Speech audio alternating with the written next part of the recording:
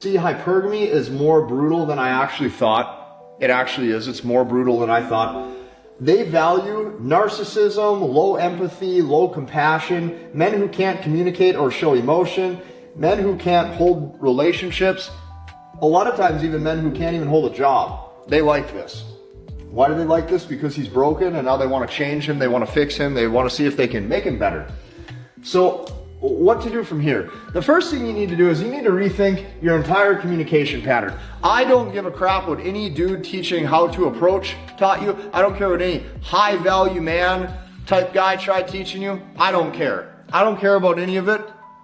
I'm the furthest thing from a role model that you should even follow. I will never go up there and say you should be like me. In fact, all I've done is I've tested the raw truth and I've tried to put this out in front of you so that way you can see how this goes.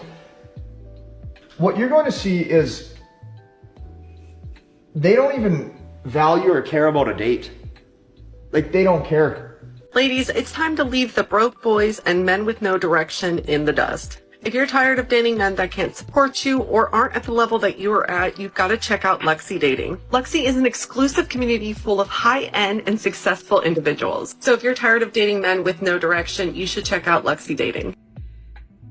Men, it's time to leave the dumb who think the average man's salary is 6 figures in the dust. If you're tired of dating annoying independent boss babes who think they're elite when they're average at best, check out Tradwife Dating. It's a community of kind, respectable, childbearing individuals. So if you're tired of dating girls who accuse you of having no direction when they medicate themselves for having no direction themselves, check out Tradwife Dating, where a woman knows her place. You want to say one? Yeah. Here are some nice but nasty insults you can say during your next argument. You just stop them and say, wait, you have something on your chin. And then when they touch their chin, you could be like, no, not that one. The next one. Smile, you know my favorite color is yellow. I'm sure you brighten every room you leave. Or you could avoid using insults during arguments and try to get to the point and solve the issue at hand, so you don't destroy every relationship that you have. Oh, it's a joke! I already know people are gonna watch this video and then use it, especially on their boyfriend. And insults like this, even if you're like, oh, I was just kidding later, make people overthink. And they often take stuff like this seriously, so you're better off not doing it. Marriage was invented to control men's resources. You work, she spends. You stay bound. She can leave whenever she wants and take half of everything you built. Family courts side with her 90% of the time. Men lose custody, men lose money, men lose their future. The smartest men see this coming and never sign. A wise man stays disciplined, thinks long-term, and builds his life around purpose, stoicism, and the Lord Jesus Christ. Not contracts and emotional dependency. I think that's like coming from like a lot of women that are unhealed. Because men are creepy and scary. They've kind of like chosen like the bad boy image first. I found, I'm going to say, the love of my life in Nashville. And thinking that it would work out to being like the guy of their dreams. And he was about to get married to a girl and all was good. And then they're unhealed, so they're going to say, yeah, I'm choosing the bear over a guy. Bear or a man? A bear. And I feel like a bear would let me go. It's hard for these women out here. Y'all got it bad. Women got it bad nowadays. Y'all got it bad. I'm crying at a man saying we got it bad. Oh, it's horrible for y'all. You thought if a woman was saying the perfect man, and it is not your opinion, just what you think most women would say the perfect man is. The girls, like the stuff that you see people talking about on Twitter and stuff like that, people just want to, like, it's honestly very easy for men out here if you have money. Because just want money in this day and age. Okay, so how many percentage of black men do you think got money? It's less than 6% across America. America that's in that over 100K. We're not even getting to the 200K. I'm talking about never been in jail. If we put that down, not if he's bisexual or into other different orientations. We ain't put that in there. And as a men you really got, you probably can only pick out 3% of black men out here that you can say, I want him. And you don't think the 3% of men know that I know? Like when I'm in that, I know. I'm a unicorn at this point. So what we're saying is we don't know the unicorns at this point. And I think we need to stop going for unicorns, start looking for little horsies, some ponies.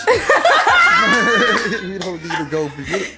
Not everybody needs that. He said lower your standards. Yeah, stop going for the unicorn. This is why marriage is a bad idea for men. A marriage used to give a man a stable life, a life in which he was enjoying the support of a wife, while he was providing financial security. But today the divorce rates are so high that men often find themselves having to pay half of what they've made during the marriage. And because the traditional roles of men being the breadwinners and women being the homemakers are no longer the norm, there is a lot of confusion. There's more equality, and because women work nowadays, they've become way more independent and they have less time to be busy with playing the traditional role of the wife. But men find it hard to adapt to this new role of not just being the financial provider, but also having to help around the house because the wife doesn't have time anymore to do it all alone. And although women wanted to work and therefore they entered the man's world, men never asked to enter the women's world and to also become homemakers. And that's why many men don't want to get married anymore. They feel it's a rip-off.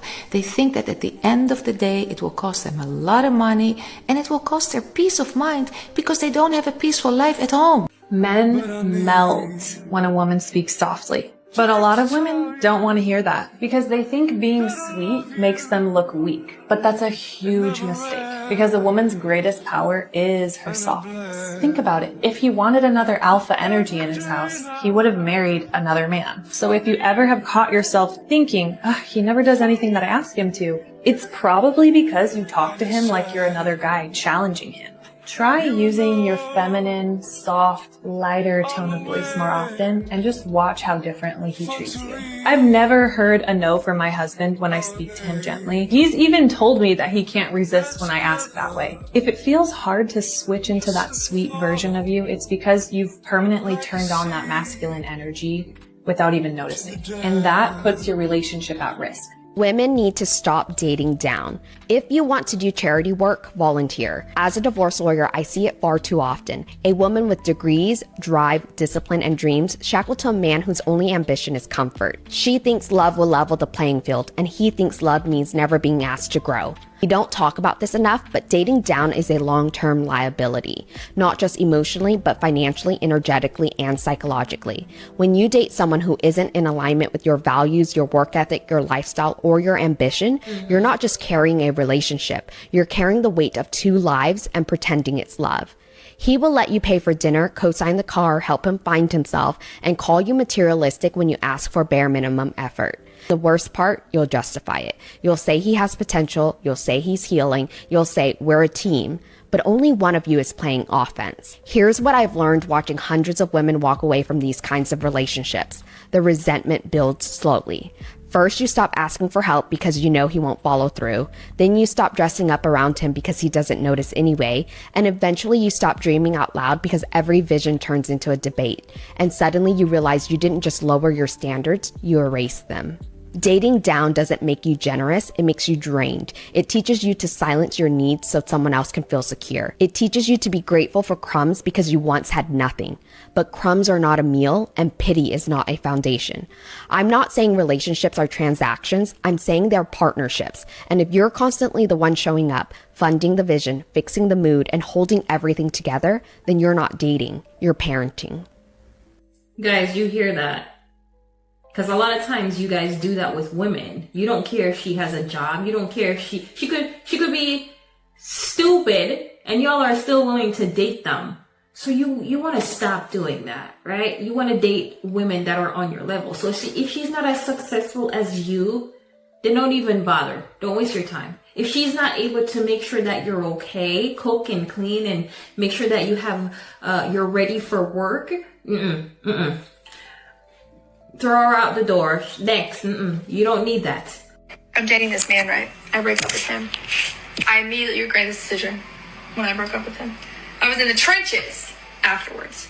Then I was like, no, I gotta hold to it. Gotta hold to my decision. This is the right decision. Blah, blah, blah. I gotta hold to my decision. Couldn't do it. Tried to hold out, couldn't do it. Ended up start texting him. He's flat out ignoring me.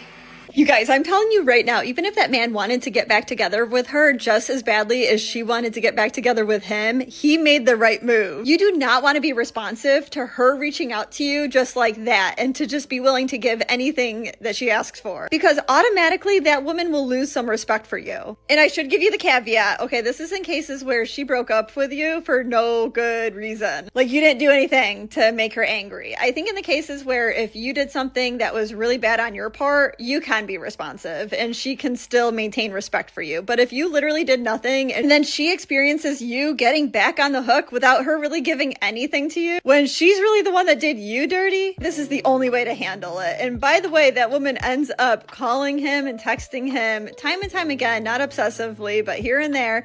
And then at one point, one night, she tells him that her grandma, and he didn't even respond to that. But later on, they did end up getting back together. Then he found out that her grandma didn't actually live. So there's that.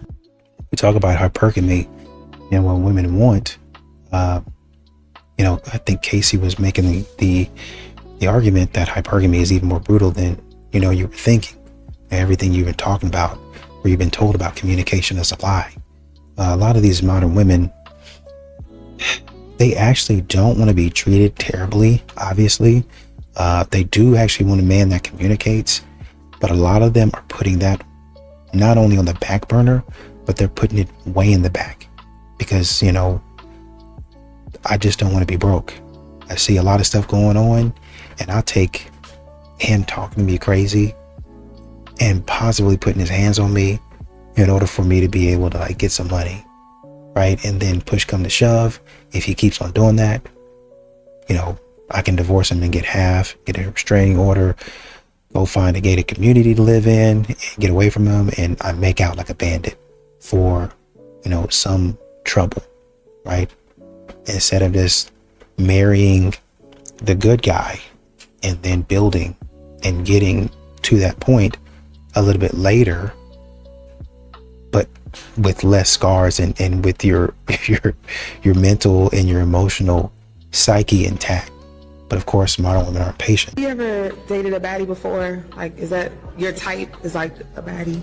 Have I dated or is it my type? I just don't want to be your first baddie. So do you have experience? She not a baddie. Why do women like you get your bills paid and there's some women that work hard and can't find a man? If she like she a baddie, she's a baddie. I feel like I'm a billionaire. Does that make me a billionaire? One day you may be. Okay, but I'm not a billionaire right now. The bank account don't read that, right? So if ain't nobody ever told her she a baddie, how she a baddie? Somebody may have. Who? What's wrong with Ray her? Charles. She's pretty. Stevie Wonder. Who ever told her that? When if anybody ever came and said, ooh, you're a baddie? Did Natalie Nunn put on baddies? Huh? No, needs nothing. Why do you get your bills paid and she don't get her bills paid? What makes her not a baddie? Please tell me. Do baddies have double chins? Wow. Case closed. She'll say, I don't respect men, they have to earn it. Okay, honey, what if guys said that to you? I don't think women are mean enough, and unfortunately for us, out of survival, I don't think that we can be meaner in real time. I am someone, if you know me and you followed me for a long time, or if you know me in real life, I do not respect men. They are not a species in which I give respect to just because, like, they have to earn it, and if that, I still don't want to be around most men. However, I know my place in the world as a woman who is 115 pounds, is not going to be able to physically fight off a man in the instance he wanted to overpower me. What if guys said that to you? If guys said, I don't respect you, I don't respect women, what would you label them in that second? I don't respect women would get a label of misogynist, woman hater, all the verbiage would be thrown out at them, right? What if they said, I don't respect you, you have to earn it, right? How would you receive that, honey? Would you receive it well? I'm willing to bet no. What's your plan when men stop doing the dirty and dangerous jobs that keep society running? Can you give me an example of which jobs you're referring to? Logging, plumbing, crab fishing, oil rig. When men stop doing the dangerous jobs, when men stop getting married, when men stop having kids, what's your plan? I'm not worried about that. Of course you're not. No. I don't have a plan, Pearl, for a situation in which men no longer do those jobs. The very microphone you're using was built by men. The building was built by men. And there's no gratitude or appreciation. You just tell them they're not doing enough. Future is not going to be great for feminists. You guys are going to get the equality that you're asking for. Men are not going to protect women in the streets. Men are going to stop signing up for the infrastructure jobs. The birth rate's going to keep falling, and the future is going to be bleak. You know what I just realized about relationships? A guy starts off by putting 100% in the beginning of a relationship. And over time, that will slowly go down from like 100 to 95 to 90 to 80 to 85. And then you...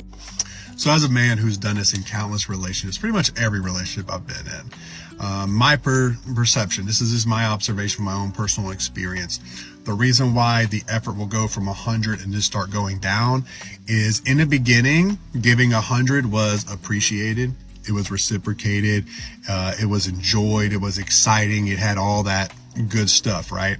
Then something happens and all that excitement about everything that you once, everything you did that once brought excitement, energy, reciprocation, respect, all of a sudden, all that stuff's not getting that anymore. You can come up with 1,000 different reasons as to why. It doesn't matter. So then that's when the effort starts to decrease. It is what it is.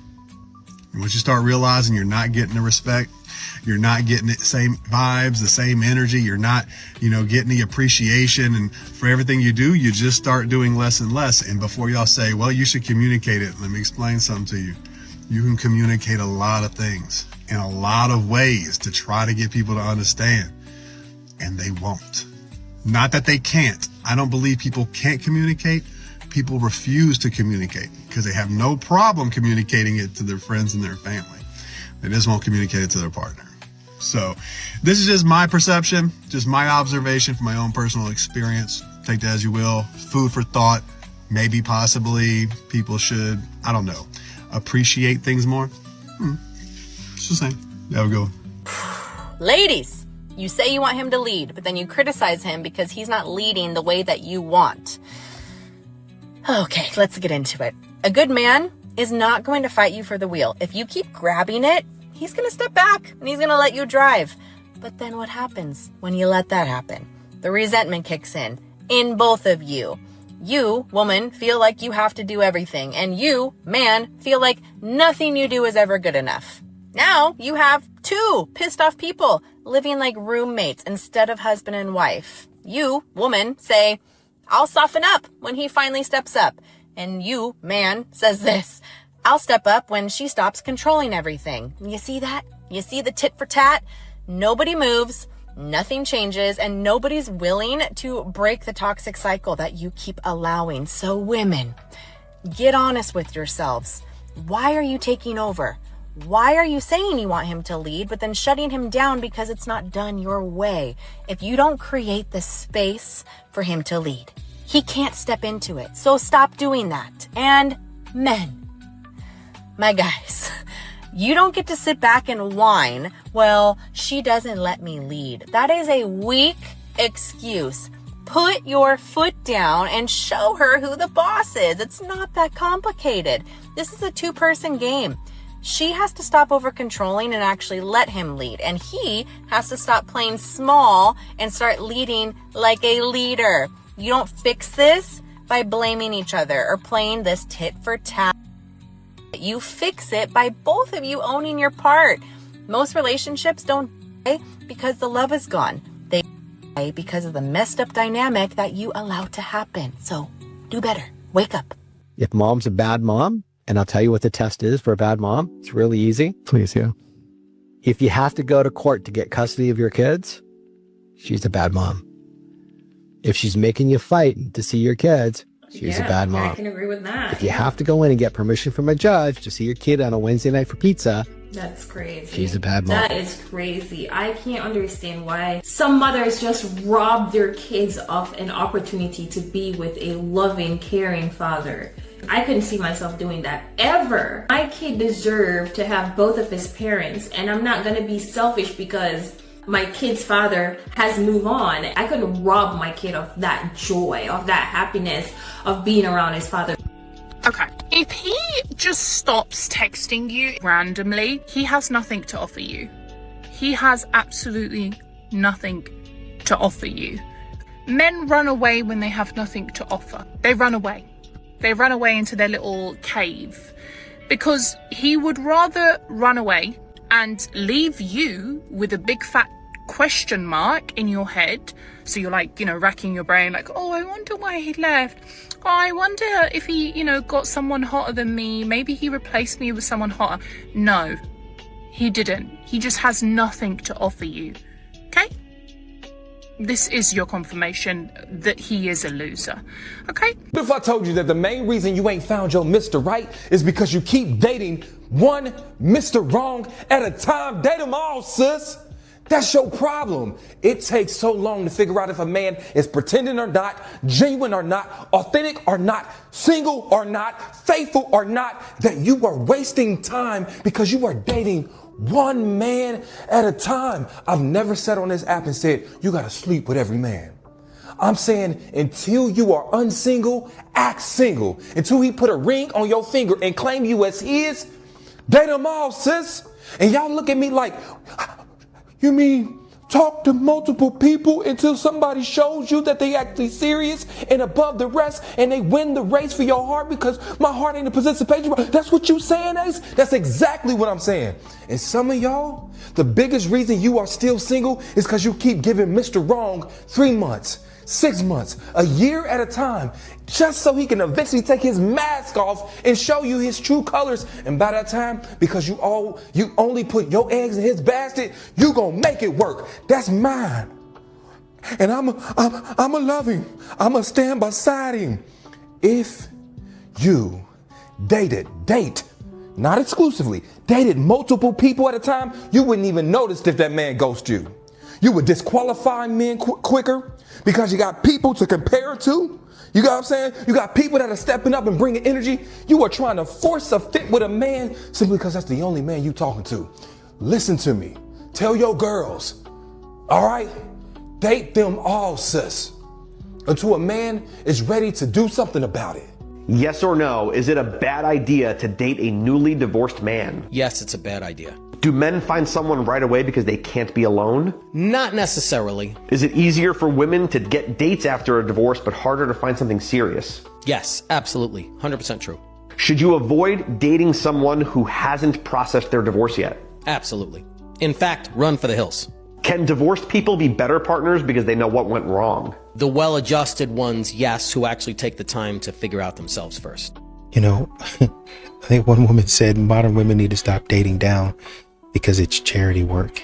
She went on to list quite a few things as to what women do to make the relationship go round, and basically the man is a bum and he's not doing anything. And one thing that kind of caught my attention, and she said, was like, you stop dressing up around him because he's not noticing anyway. So you say a lot of stupid stuff, and once again you're going to get to the point to where you say something that's absolutely stupid, absolutely ignorant.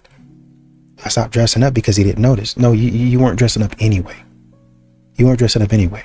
That's the problem that men are having. That's one of the issues that men are having. I put a ring on it. I go through all of this effort. But you say you go through a lot of effort. I go through all this effort. And as soon as we get in a relationship, as soon as we get married, you don't dress up no more. You lose control of yourself. You don't even try. And then I get a whole bunch of excuses as to why you're that way, and I should love you through all of that. If you're a man out there that's watching this, you need to start friend zoning more girls. Friend zoning women is the key to having great friendships and networking with anyone in the world. You are 1 to 3 hot women away from networking with anyone. I mean, like literally, you name them, you're 1 to 3 women away from them. The mistake that guys make is the second you meet a beautiful girl, you just start hitting on her, acting all weird, doing too much. And this is a problem. If you don't end up marrying them, you are going to get exiled from the group and everyone that they know. Not only that, but their friends can't be friends with you no more. You're just slowly cutting off so many awesome people out of your life because you can't contain yourself.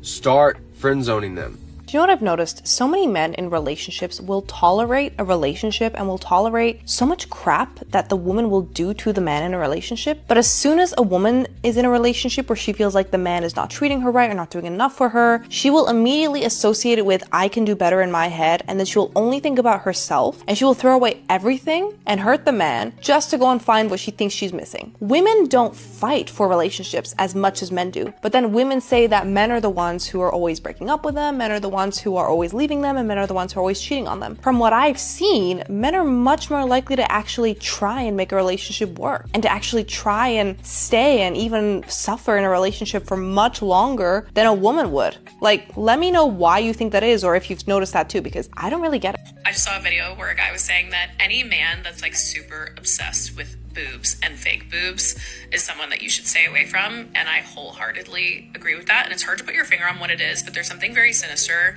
about a man that's like too into boobs. And I want to add to that like if you say you're a boob guy but you only like fake boobs, there's nothing wrong with fake boobs, but if you exclusively like fake boobs or only like super duper perky natural boobs, you're not actually a boob guy. And I would actually venture to say you probably don't even really like women, and I won't elaborate on that. It's almost as if women have run out of things to shame men for. Like, now you're shaming men for something that they're naturally attracted to that only women have. I think I would actually argue that it's women that are skewed, because I think because of social media and the typical body of women that we see on social media, that a lot of women actually don't realize how many there are out there that are very large, very natural, very perky. But you're probably not going to find that on a woman that's 100 pounds soaking wet. So ladies, no, you're working against yourselves here, okay? Because men that love those are, I would argue, men that actually like more of a natural body. And from what I was hearing, what I thought, women are all about that, aren't they?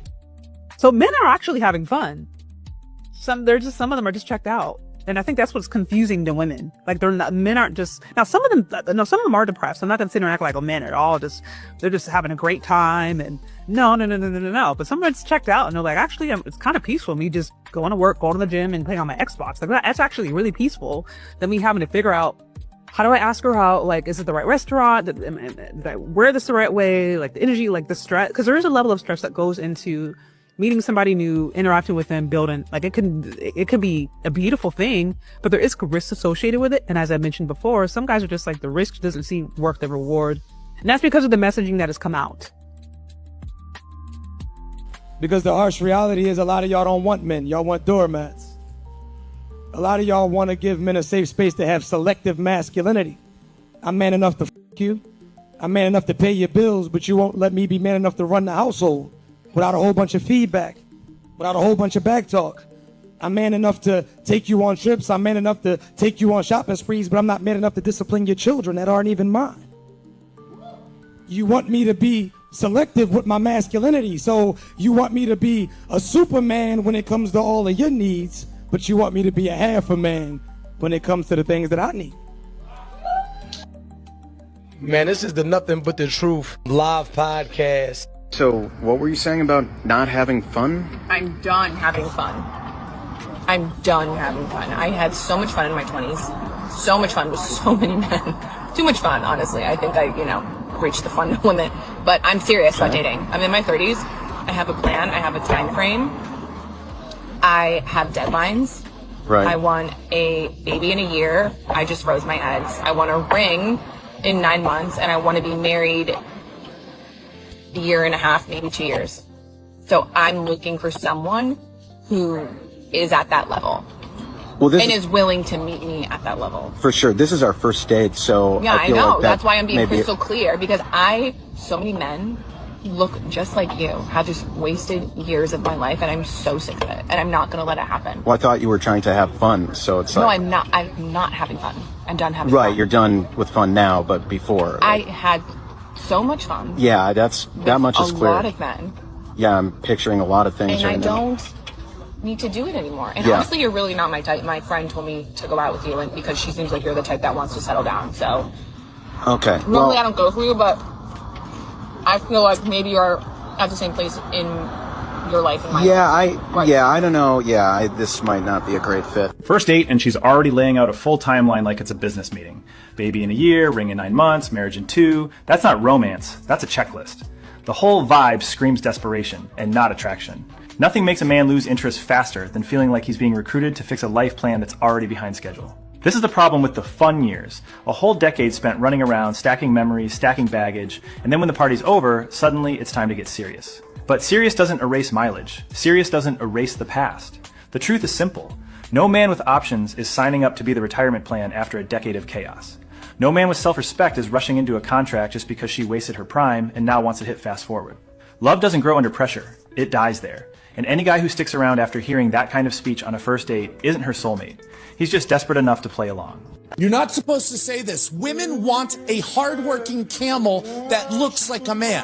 You pay, you provide, you tolerate, you stay, and she tests, she withdraws, she replaces. The moment she knows that you won't leave, the power dynamic flips. Now you're not the prize anymore. You're the safety net. 9 out of 10 women have mental health issues. They have unrealistic expectations, and they have actual disdain for nice men. You showed up asking for love. She hired you for your utility. There's no middle ground here. You either be the man who can walk away, or you become the option that she manages. I actually hate it when men take credit for what women go through in childbirth. You know, I'm talking about the new age dudes out here who are like, we're pregnant. We had a baby. It's like, shut the up. You did nothing. You're being insulted. It's like when my wife says, we made a lot of money, you know.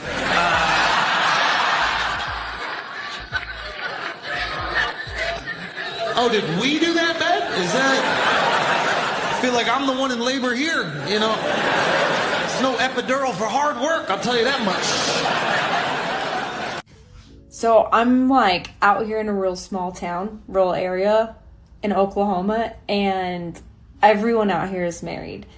So finding someone to even like that is single just isn't even a thing. So I know we're not doing online dating on the apps, but I was like, how else am I supposed to meet someone? So I got on it.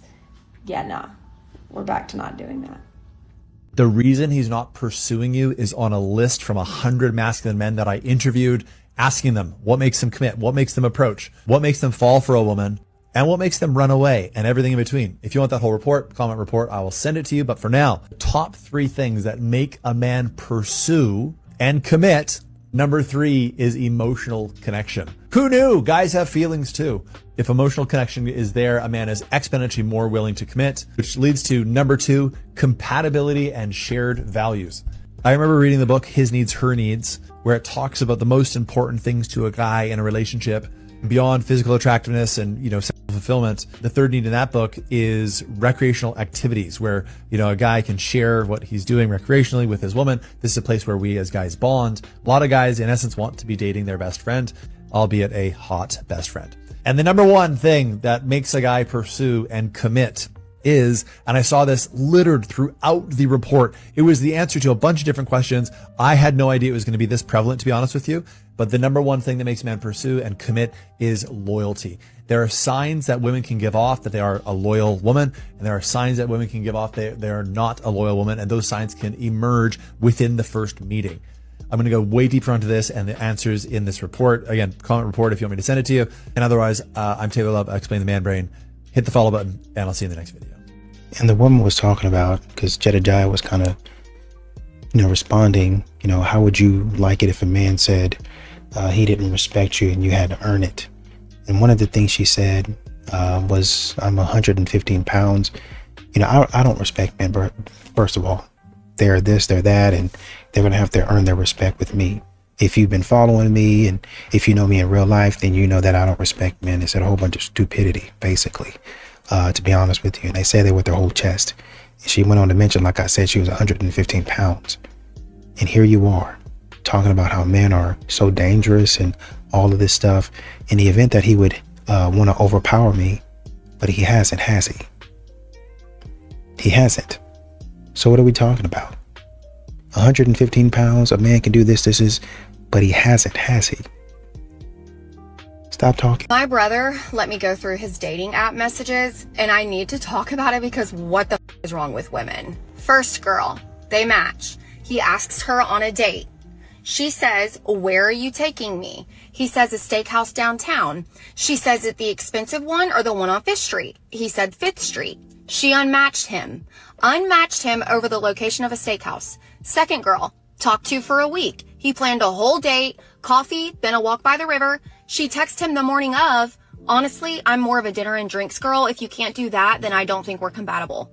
They never even met, and she's already got a price tag on his time. Third girl told him, and this is a direct quote, I'm talking to a few guys right now, so whoever plans the best first date is probably who I'll go with. She literally turned his dating life into a bidding war. Y'all are out here treating men like DoorDash for a free night out and then wondering why they stopped putting in effort. I'm genuinely embarrassed. So after I posted the first video about my brother, he called me and said, quote, you don't even know the half of it. Then he sent me these. This is a different girl, not the one from last time. She sent him this. I'm reading it word for word. I'm not in a place to date right now. I need to focus on myself. You deserve someone who can give you 100%. This man took her on 7 dates, 3 dinners, 2 coffee dates, took her axe throwing and drove 45 minutes to go to a farmer's market she wanted to go to. 45 minutes one way, he paid for everything, didn't even flinch. He said he genuinely liked this girl. So he respects it. Doesn't double text, doesn't beg, just says, I understand, take care of yourself. 4 days later, she's in a relationship on Facebook. Hard launch. With a guy she was seeing the entire time. And then 3 weeks later, she texts him, and I wish I was making this up. Oh my God, how are you still single? Me and Tyler broke up. He was so toxic. I miss our little dates. Our little dates? You mean the 7 free dinners? The farmer's market? You miss being funded? You were never focusing on yourself. You were keeping my brother on standby while you test drove somebody else. And then when that didn't work out, you came back to the ATM. Part 3 is coming and it's gonna make you sick. We are as a generation of women. Let me tell you what. Oh my God. Just another day in the office. View discretion is advised. So I am on the freeway, right? My freaking tire, my tire light comes on. I pull over at the gas station. My tire wall is busted out, right? I'm at a gas station. There's multiple men in work trucks. And I literally was like, can someone please help me change my tire? Like, I will pay you. All of them said no. All of them said no. For whatever reason, every time one of y'all make a video like this, there's always multiple men just standing around doing nothing. I just find that a little ironic, but I digress. Sweetheart, they don't have to change your tire for you. That is not mandatory. It's not an obligation. It is not a law. They can exercise to not change your tire. This one man was like, do you need to jump off? I can do that. But you can't change a tire?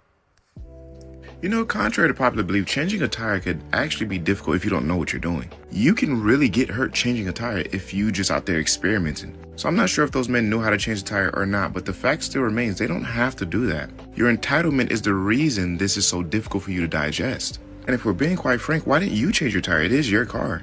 You were the one with the situation. Why didn't you use your resources to get that tire fixed? I'm the most independent person, and this is probably the one thing that I've never had to do, because I grew up in a family of men. You're such an independent person, but this is the one thing that you've never had to do because you grew up in a family of men. Why didn't you just call one of the men in your family to come and help you with this situation? Why didn't the men in your family make sure that you had AAA? Why didn't the men in your family teach you how to change a tire just in case no one is around and you had a situation like the one you have now? It seems to me you did yourself a disservice because if you're so independent, this is one thing that independent people should know how to do. So, here's my life right now. I'm stressed. My boyfriend's on his way, but I was trying to get somebody who could do it quick because we live in LA and traffic is up. And I was crying. Like, I'm just a girl. What the? Ah, those fatal words. I'm just a girl. In other words, I am incompetent and people need to do things for me because I am just a girl. But in the same breath say that you are so independent. This is not making any sense. You wanted a service done by random men. They did not want to perform said service because you are a random person at a gas station. Let alone something goes wrong, they will be held responsible. Not to mention, it's not that you don't have an outlet. You're just not willing to wait for the outlet. So you expect or assume that the world around you has some sort of obligation because they are men to help you in the nicest way possible. Sweetheart, men don't owe you. They don't have to do any of these things. Call the men in your family. Call the boyfriend that you say you have. These are the people that owe you that. Those random men do not. I mean, one man was literally, his truck business had mechanic on it. He was like, no, I can't. Yeah, on second thought, I don't believe that story.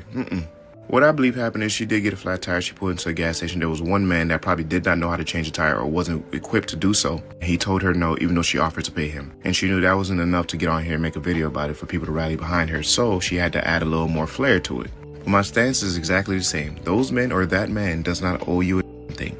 Call the men in your family, call AAA, call your boyfriend. These are the people that will owe you something. In AAA in particular, you would have to pay them. But you know, I know she's not going to listen to me because I'm just a normal guy. Yeah, keep the change. Coming home from a trip you went on by yourself to an empty apartment hits different. I'm not taking solo trips to give independent baddie. I'm going because I don't have anyone else to go with. I'm proud of myself that I don't deny myself the things that I want forever just because no one's there to do it with me, but it doesn't make it easy. Like, it's still challenging. I'm still jealous when I see other people also on vacation with their partners or their friends, and I'm there having those experiences by myself. That's hard. I don't regret going and doing something that I wanted to do. Is solo travel liberating? Yes. Does it make you feel like you can do anything? Yes, it's extremely empowering. There are times that you're like, I kind of wish I was sharing this experience with somebody. I'm not going to stop traveling because there aren't people to do it with. I'm not going to keep myself from doing something that I want to do. But going home to my hotel the last couple of days on my own, driving myself home from the airport at midnight, coming home to an empty apartment where I'm talking to my phone. Yeah, like, I feel like people that know me give me props for being like, oh, she's so independent, like, she can do it. Of course I can do it. I can do anything. Anything I put my mind to, I'm capable of it. Bigger picture, it's joyful, and I loved it, and I had a wonderful time. But there is realization that I'm doing it alone, because I do most of my life alone. I don't want to close this with something positive, because I'm not feeling positive right now, and I don't want to pretend like I'm just like, but everything's fine. Like, I'm upset. I'm upset. Okay, so I made a post recently advocating for me, I love a simpy man for me. Like, I will literally only date a man who simps after me. Like, and it doesn't mean I don't have respect for the man. It means I do have respect for the man. If a man isn't utterly obsessed with me, I don't want the man. And I will argue this until I'm blue in the face, because any self-respecting woman wants at least a measure of that, because they're accustomed to getting treated well. My standards have been set by men that I have dated. I haven't set them. My family hasn't set them. My friends haven't set them. Men have set them. So that should be telling to people arguing about, like, you shouldn't do this and you shouldn't do that. No. Just because you're not the type of man that would treat a woman well, it doesn't mean that you should be advocating for other types of men to do the same things that you do. Wish people would understand, because they're like, oh, you wouldn't respect a simp, blah, blah, blah, blah. There's nothing worse than a man that simps over you that you don't like.